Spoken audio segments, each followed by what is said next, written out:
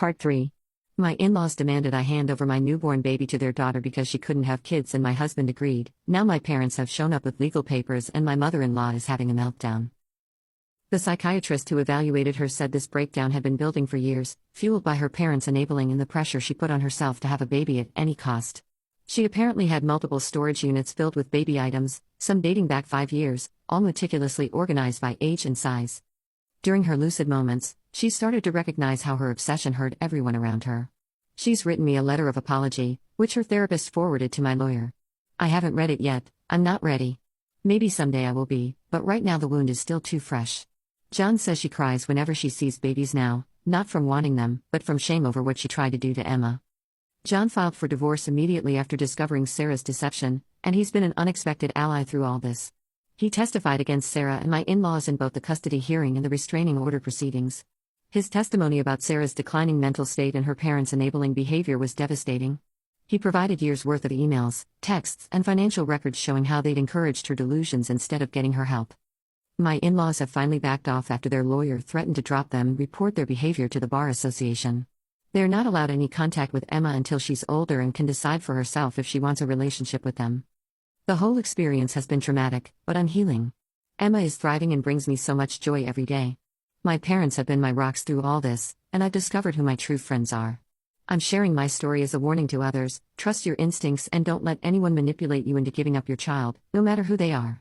I've started therapy myself to process everything and set better boundaries. Looking back, there were red flags I ignored about Jake's relationship with his family, but I was too in love to see them clearly.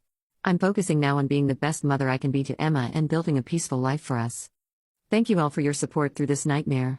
Your messages and comments have been a lifeline during my darkest moments. There were nights when Emma was crying, and I was exhausted and scared, but reading your words of encouragement gave me strength to keep going.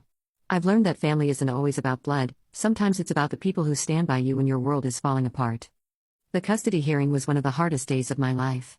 Sitting in that courtroom, listening to Jake's lawyer try to paint me as unstable for overreacting to what they called a family misunderstanding made me physically sick. But then John took the stand. He described walking in on Sarah practicing her birth story in front of a mirror, complete with details about a fake labor and delivery. He talked about finding fake hospital bracelets she'd ordered online and a draft birth announcement with my name completely erased from the narrative. The judge's face grew darker with each piece of evidence. When they showed the series of photos Sarah had photoshopped, inserting herself into my ultrasound appointments and baby shower pictures, you could hear audible gasps in the courtroom. My in-laws sat there stone-faced through it all, still maintaining that Sarah had done nothing wrong, that she just loved too much. Their denial was almost as scary as Sarah's delusions. I know the road ahead won't be easy.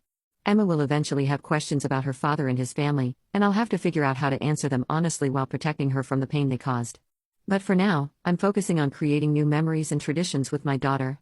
We've started having weekly dinner dates with my parents, and my mom is teaching me all her special lullabies and baby games.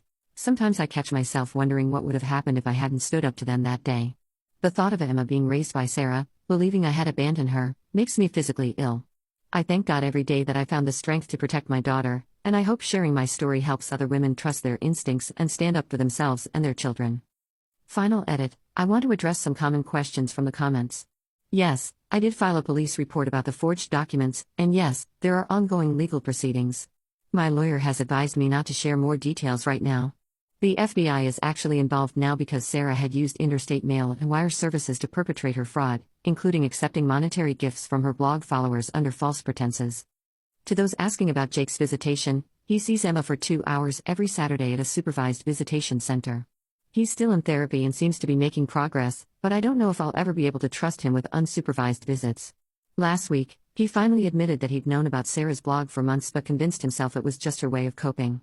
He's starting to understand how his enabling behavior contributed to this situation, but that realization has come too late to save our marriage. And no, I'm not interested in reconciliation. Some bridges can't be rebuilt once they're burned. Jake's latest therapist actually suggested we try couples counseling, but I declined. How can I ever trust a man who was willing to give away our newborn? Who stood there silently while his family tried to steal my baby? Some betrayals go too deep for second chances. My in-laws continue to harass us through their church community, spreading lies about how I'm keeping their granddaughter from them. They've even started a prayer circle for family reunification. My lawyer is documenting everything for our next court date. Their inability to acknowledge the gravity of what they tried to do just confirms that cutting them out of our lives was the right decision. To the other mothers who've shared similar stories in my DMs, thank you for trusting me with your experiences. You are all incredibly strong, and your children are lucky to have mothers who would move heaven and earth to protect them. We're all part of a club none of us wanted to join, but at least we have each other for support. Your advice helped me find the strength to stand up for myself and my daughter. We're going to be okay.